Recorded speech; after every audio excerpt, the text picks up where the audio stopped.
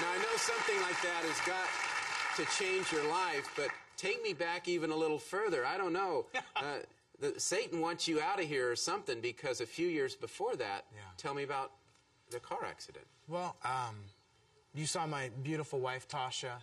She was actually in the car with me. I was coming back. I was blessed to be able to perform professionally while I was still studying at San Jose. Okay. So I was actually under contract with San Jose Opera, with several other opera companies in the area. I'd just come back from Germany doing a role that normally you don't do till you're in your mid-30s to early 40s, which is The Duke in Rigoletto by Verdi. Wow. And I was doing it for the third company professionally. I was coming back from my final show of doing The Duke, and I was very self-confident. And I was coming back from the final show. It was probably 2 in the morning, and pitch black, very windy highway, and somebody decided that they'd leave their Dodge Ram parked in the fast lane with no lights on. Dear Lord. I'm driving a Geostorm, which is kind of like a Geo Metro, but fast. Exactly. And combine that with my own hubris, and you can imagine my speed. Yeah. So I went from Jason speed to 0 in no seconds. Dear Lord. Literally ate the engine. It ended up in my lap. It broke every bone in my left leg. It broke my left arm. It gave me brain trauma so severe that I was reduced to the mental capacity of a 2-year-old. I mean, I had to relearn to urinate. I mean, it was to that extent. Yeah. I would hallucinate severely. They put me in what's called a veil bed, which is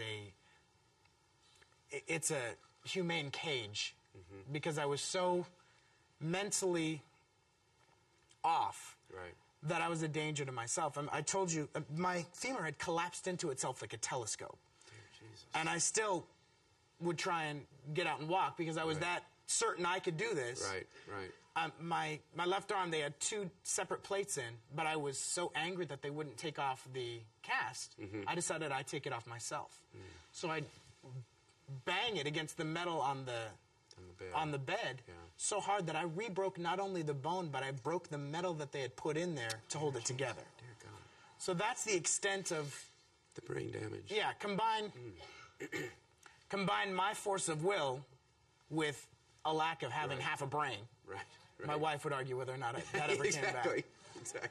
And they shipped me off to a stroke patient home to forget about me. They were that certain that, not only was I off, I wasn't going to come back. Yeah. And I was literally surrounded by octogenarians in this black hole of you're never going to come back. Yeah. And they told me it would be years before, if anything, before I would heal. How long did the healing process in that take place, and what happened? What brought you back?